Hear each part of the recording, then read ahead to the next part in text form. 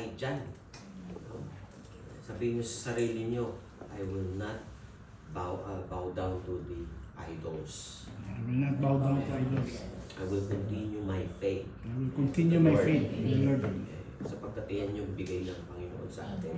Sa Acts 14:22, sabi niyan, strengthen the disciples and encourage them To to remain. remain through the faith. Amen.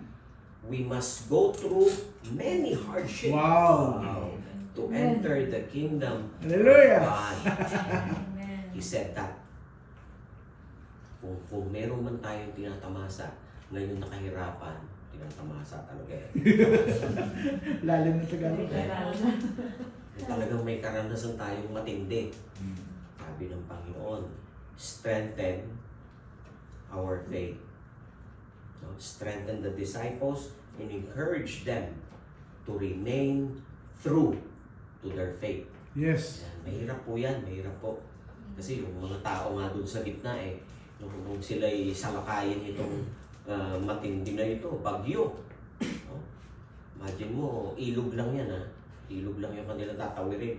Tapos nakasagupa sila ng furious squall na storm. Nabay natakot lahat eh. Wala man lang isa doon na nagsabi, huwag nang storbohin ang Panginoon. Talagang ginising nila. Ginising nila. No? Dahil talagang nahintakutan sila. Ano bang dapat natin gawin kapag may mga ganong atake tayo? Una, ito lang yung simpleng sinasabi sa atin ng Panginoon. What should we do when we face storm? Pray. Amen. And have faith. Yan lang. No? And to that, nothing will harm you. Nothing will harm you. Ito, balikan natin yung sinabi doon. A furious swell came up and the waves broke over the boat so that it is what's nearly swamped. Nearly naman pala. Hindi naman pala talagang nasira. No? Jesus was in the stern, sleeping on a cushion. The disciples woke him and said to him, "Teacher!"